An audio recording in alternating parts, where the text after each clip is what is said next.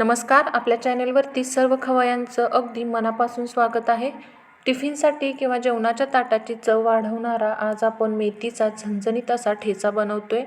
लगेचच आता रेसिपीला सुरुवात करूया. त्या अगोदर माझ्या रेसिपी तुम्हाला आवडत असतील तर एक लाईक नक्की करा आणि तुमच्या मित्रमैत्रिणींना माझे व्हिडिओ नक्की शेअर करा. सर्वप्रथम आपणाला कढई गरम करून त्यामध्ये 1 चमचा तेल टाकायचं आहे आणि त्यामध्ये आपणाला 1 वाटी शेंगदाणे टाकायचे आहेत आणि शेंगदाण्याचा हलकासा रंग बदलेपर्यंत आपणाला या तेलामध्ये शेंगदाणे परतून घ्यायचे आहेत. शेंगदाण्याने हलकासा रंग बदललेला आहे. यामध्ये 8 ते 9 हिरव्या मिरच्या बारीक तोडून टाकलेल्या आहेत, 10 ते 15 लसूण पाकळ्या घातलेल्या आहेत आणि 1 चमचा जिरे घालायचे आहेत आणि हे सर्व जिन्नस आपणाला हिरव्या मिरच्यांना छान डाग पडेपर्यंत परतून घ्यायचे आहेत.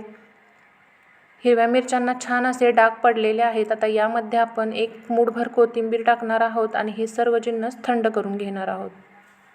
आता इथे हे सर्व जिन्नस थंड झालेले आहेत आणि मी इथे एक मिक्सरचं भांडं घेतलेलं आहे आणि यामध्ये हे सर्व जिन्नस घालून मी याला वाटून घेणार आहे मिक्सरला. तुम्ही खलबत्त्यामध्ये सुद्धा ठेचा करू शकता आणि इथे मला ठेचा एकदम बारीक वाटलेला हवा आहे, त्यामुळे मी बारीकच वाटून घेतलेला आहे. तुम्हाला जर जाडसर हवा असेल तर तुम्ही हलकंसं याला फिरवून घेऊ शकता. खलबत्त्यामध्ये सुद्धा जाडसर असा कुटू शकता. आता यामध्ये मी अर्धी जुडी मेथी स्वच्छ धुवून निवडून घेतलेली आहे, ती घालत आहे आणि ती सुद्धा यामध्ये घालून अशी बारीक मी वाटून घेणार आहे. आता यामध्ये मी सर्व मेथी घातलेली आहे आणि याला बारीक असं मी वाटून घेणार आहे.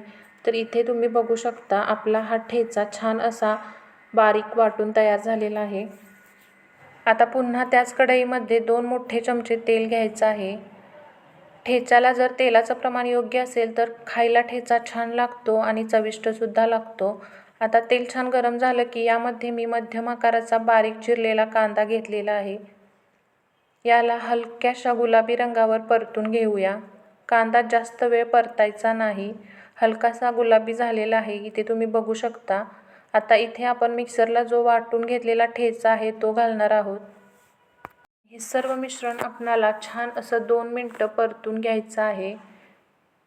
सोबतच चवीनुसार मीठ घालून हे सर्व व्यवस्थित असं मिक्स करून घ्यायचं आहे आणि गॅस एकदम लो किंवा मध्यम फ्लेमवरती ठेवायचे आहे आणि याला 1-2 मिनटं छान असं परतून घ्यायचं आहे. इथे तुम्ही बघू शकता मस्त असा आपला झणझणीत मेथीचा ठेचा तयार झालेला आहे. रेसिपी आवडली असेल तर कमेंट करून नक्की सांगा. एक लाईक करायला विसरू नका. चॅनलवर नवीन असाल तर चॅनल सबस्क्राईब करा. चला तर मग भेटूया एका नवीन रेसिपीसोबत. तोपर्यंत धन्यवाद.